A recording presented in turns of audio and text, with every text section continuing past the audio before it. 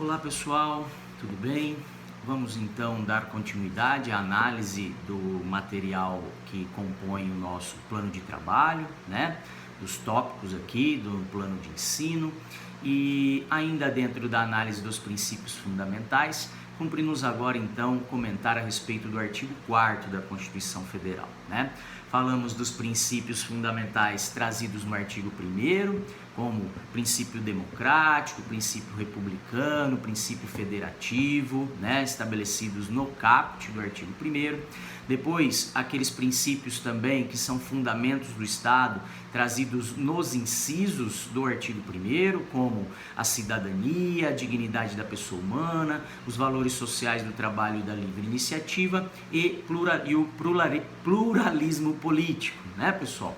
Depois comentamos também sobre outro princípio fundamental, que é o princípio da separação dos poderes, né? Que também é fundamento, que também é base do Estado brasileiro, encartado, né? Previsto ali no artigo 2º da Constituição Federal. E nos últimos vídeos, na nossa última aula, né?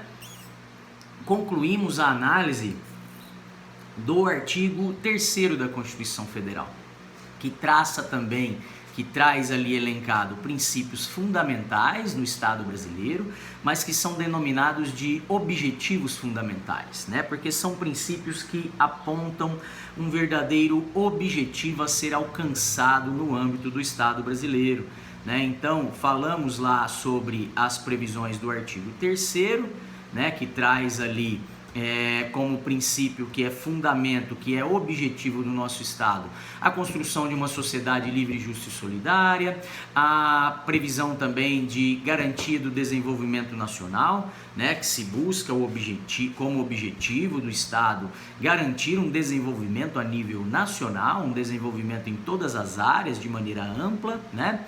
Depois também é objetivo do Estado brasileiro a erradicação da pobreza e da marginalização, bem como a redução de desigualdades sociais e regionais existentes no país.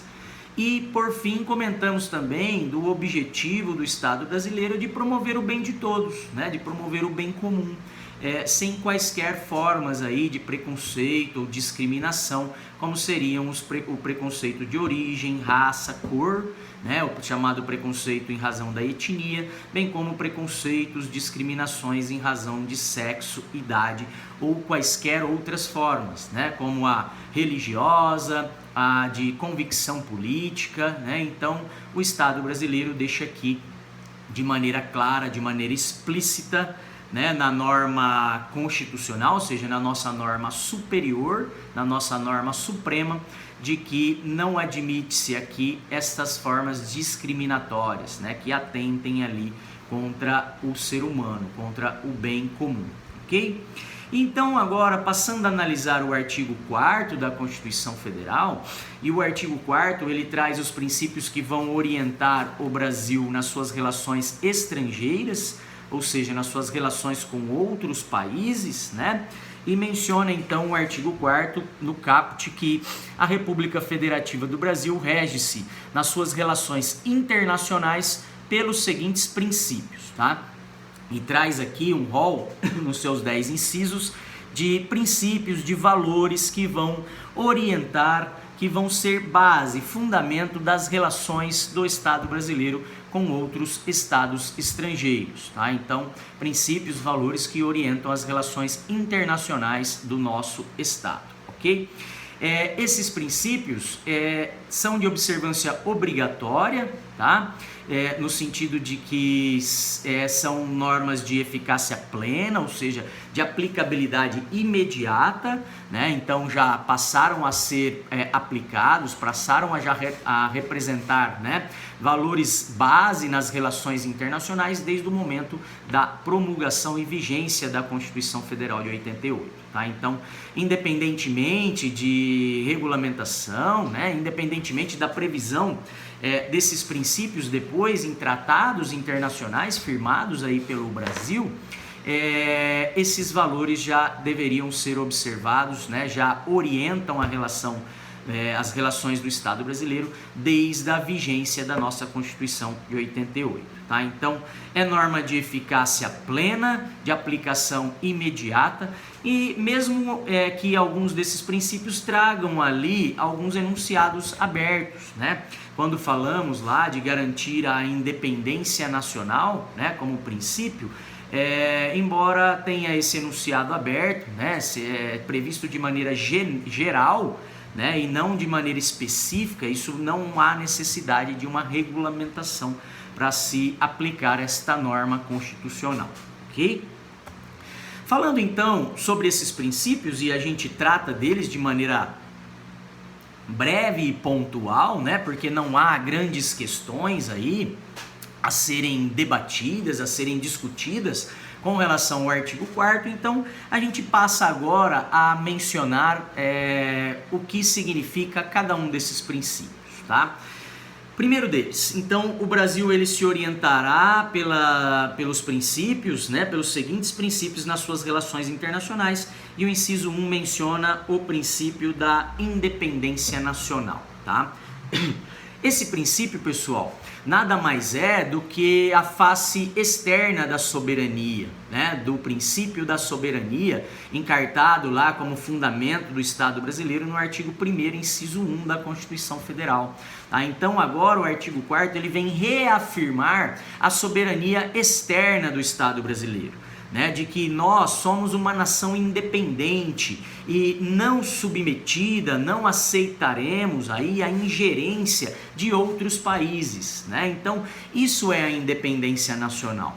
O Brasil não só exigirá o respeito à nossa independência nacional, como também irá respeitar a independência dos demais países, né, como nações ali independentes e não adstritas aos mandos de outro estado, aos mandos de outro país, né, ou melhor, as ingerências, as interferências feitas aí por outros países estrangeiros, tá? Então, o que significa esse princípio é que nós aqui não iremos acatar regras, né, posturas, determinações, né, que não sejam aí aceitas voluntariamente pelo nosso Estado, ou seja, aceitas com independência total, né? Da mesma forma, nós consideramos aí em pé de igualdade todos os demais estados estrangeiros, né, como os estados independentes, como nações independentes e dotados de poder, de supremacia, né, de soberania, ou seja, todos são estados soberanos que se encontram no mesmo patamar, né? Não existe uma autoridade no plano internacional hegemônica, né, superior aos demais. Todos são estados soberanos e com a característica da independência e não ingerência, né, não estar então submetidos a outros estados, a outras nações estrangeiras, ok? Então, esse princípio significa a aplicação no plano exterior, ou seja, nas relações internacionais, do princípio da soberania, de que nós aqui exigimos um tratamento respeitável, que respeite a nossa soberania, a nossa independência, e ao mesmo tempo iremos ofertar um mesmo tratamento aos demais estados estrangeiros, respeitando a sua soberania, respeitando a sua independência como nação, ok? Com relação a esse princípio, nos fala o José Carlos Souza e Silva, né, no trecho da sua doutrina, que a independência nacional é resultado da autonomia administrativa e política, né, do Estado brasileiro diante de outras nações. E ela é imprescindível que assim permaneça, né? Essa característica da independência é imprescindível que assim permaneça sem qualquer interferência de outro país. Diz ainda o autor que essa independência permite que o Brasil seja capaz de se relacionar com outros países sem perder a sua originalidade da política interna, tá? Então, as questões aqui, né, não aceitaremos a ingerência externa, não aceitamos a interferência de outros países, né? E isso mantém a nossa originalidade como nação, a nossa originalidade com relação às questões políticas do Estado brasileiro, Tá? Então, essa doutrina vem ilustrar um pouquinho aqui, ou melhor, vem trazer aí alguns comentários com a palavra de outros autores, na verdade, com a palavra do autor aqui, do constitucionalista José Carlos Souza e Silva, explicando o que nós estamos comentando, ok?